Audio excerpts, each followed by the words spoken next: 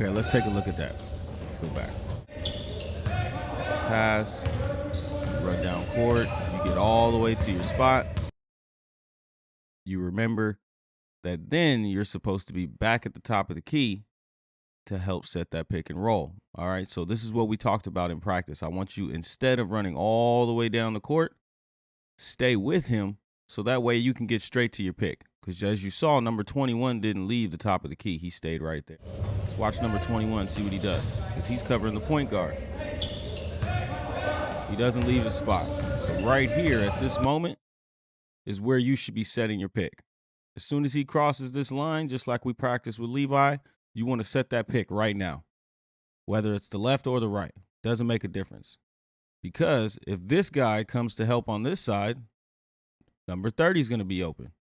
Or guy down here is going to be open. Same thing on the other side. If you set it to this side, he's going to have to help. And the guy right behind your head is going to be wide open. Because look how far down these guys are. There's nobody covering on this side. So it actually should have been better to set the pick on this side. He rotates. This guy tries to help out. He's going to be wide open. All right. Get the pick here. You rewind that.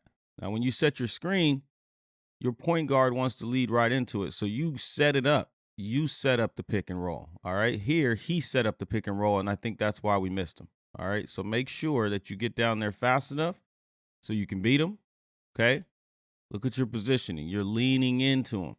By you getting there sooner, number 14 can then skate either straight to the basket to cause these two to shrink, or you can sink it out. Look how wide open that guy is over there. All right. So make sure that you're setting that pick nice and early when you come down the court. You're taking the ball out. Here's your point guard. Let's see what happens. You're hustling down court. Perfect, perfect. He gives a pass off. Pass off. You're cut. Ooh, wide open. So here, you want to anticipate that pass. Of course, your point guard is moving fast. I'm going to go ahead and rewind it for you. He's moving quick. What he should do is be a little bit more patient for you. You know, you want to remind him, hey, let me get down so I can set up. But I love how your natural ability of you using your speed is you get down the court. This is a perfect pass for you right here. You catch, turn, shoot. Right here at this moment, and this is a perfect picture of it. You hustle down. You're putting yourself in position when you're right on the post. I'm pretty sure this is how the coach designed the play. If he shoots out here, this guy right here on defense, if he shoots out to cover him, he's going to give you the ball every single time. And when you get the ball here, here's where we're going to work that lean rock. If the guy who is down here on the post comes up, you're going to give him that lean rock. If he's not, turn and shoot. Turn and shoot right here. Boom. Right when you get the ball, you see that low pass that we were talking about? Get this foot back. Give yourself position. Look at his arms. This is where you want to give him that lean and rock. Let me get back into him. Because if they shrink down like they do, 21 and this guy right here, if they end up shooting down to you, well, now you have 1, 2, and 3 guys wide open. I would even say 4 because 24 is coming a little close too. All right? If they stay out and it's just you and him, you want to give him that lean rock that we're practicing. And I know I got the Kobe video that showed it to you. So you give him that lean. You put your back into him. You see how far your butt is from his bagel? You want to put your butt on his bagel. And as soon as you notice all of these guys on you, look up. 1, 2, 3, and 4. All wide open, ready to catch and shoot. All right, so be ready for that. If you do not set that pick and roll and it's a setup play to where you're down here in the post wide open again, be either ready to catch, turn, and shoot with that butt on his bagel. That's the first initiation of that contact, getting to the basket. If that doesn't happen and they all shrink like they did, make sure you are looking up so you can see that pass. Nice and easy, just like you did. Boom. Bang. See that? Perfect. Perfect. Coach has got you in position. It looks like he's got a guy on the wing, point guards at the top. Everybody's set up. You got another wing. You got a guy right down here on the window, so he's wide open. He's got you at the top of the key. All right. Right here at this moment, you should have your hand up. This is where you want to give him those spirit fingers. Hey, I'm ready. Here's where I want the ball, not low into the ground. All right. By you putting your hand up, you're letting him know, hey, I am ready. Let's get it inside the key so I can get it to the basket. There's nobody around me. There's no one in position that can stop me. All right. It is. What he ends up doing is just throwing the ball straight at you, which is perfect. But now look how many guys you have on. 1, 2, and 3. All right. So here's where I want you to, again, practice that butt on his bagel. Instead of turning and going straight up, initiate that contact. Okay. You want to make sure that you can feel for him. As soon as you get a feel for him, that's when you can turn and shoot. So right here at this moment, you're at the top of the key. Wide open. Put your fingers up. Give me my pass. Put my butt on his bagel. Then it's a lot easier to turn and shoot, all right? That way you don't get that jump ball call like they're looking. But you did a great job of putting yourself in position. You're ready for it. Okay, this play right here highlights the defense that we've been practicing with you using your third eye. So the first one we talk about, of course, you have to see the man with the ball, all right? So man and ball, those are the first two things you got to see. Right here, I'm going to pause it. You're down and you're looking for him. Let's use that third eye so that way we can get our hands on him and we can see both.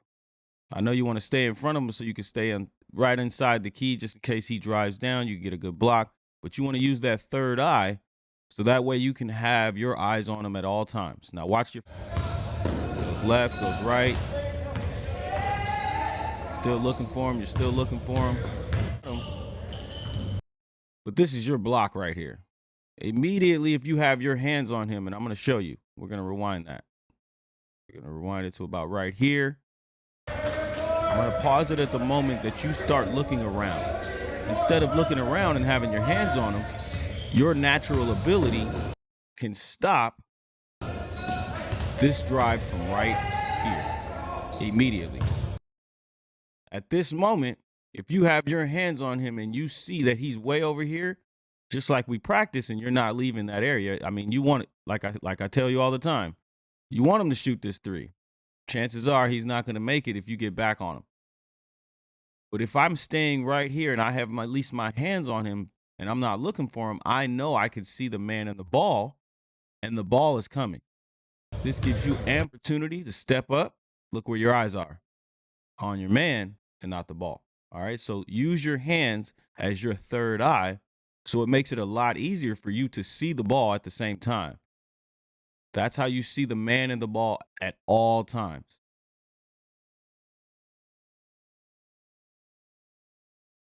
Against Denver, I established that by running to the post early and often. I wanted to show them that this is my strategy. This is how I plan on punishing you. What are you going to do about it? Right? And so it's kind of setting the tone.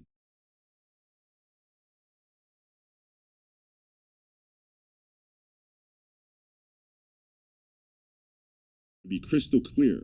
I didn't want to move around all over the place and try to trick them with things. Not in game one. In game one, I need to establish this is what I'm going to do. And now that gives me the ability and my teammates the ability to counter off of that. So in the first game, they played me straight up in the post. I went to work. That's my responsibility to score. It's my responsibility to force them to bring doubles down to me. Now on this spin here, I used to love making this spin baseline.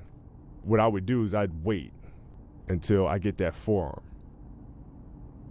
Here, you see how the hand there's Myers' hand. It's hard to make this move when the hand is there because it's hard to roll off of him.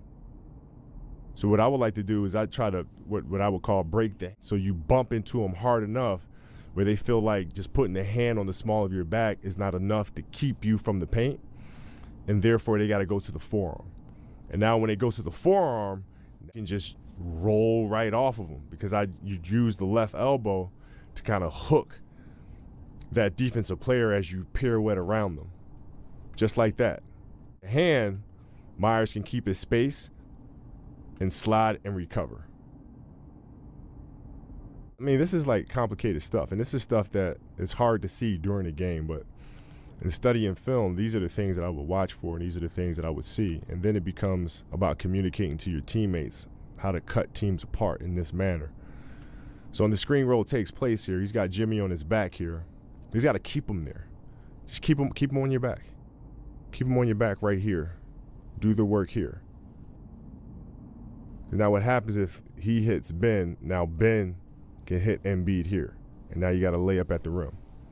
Versus just accepting the fact that, all right, I got a smaller player on me. I'm just going to go to the free throw line. Look at how can you get as many easy baskets as possible. So after the screen here, and they switch because of the zone that they're in, just keep Jimmy on your back. Just keep him on your back. You can hit Ben. Might even be able to throw directly into you here. You can finish at the rim, right? Versus just spreading out here and going to an ISO.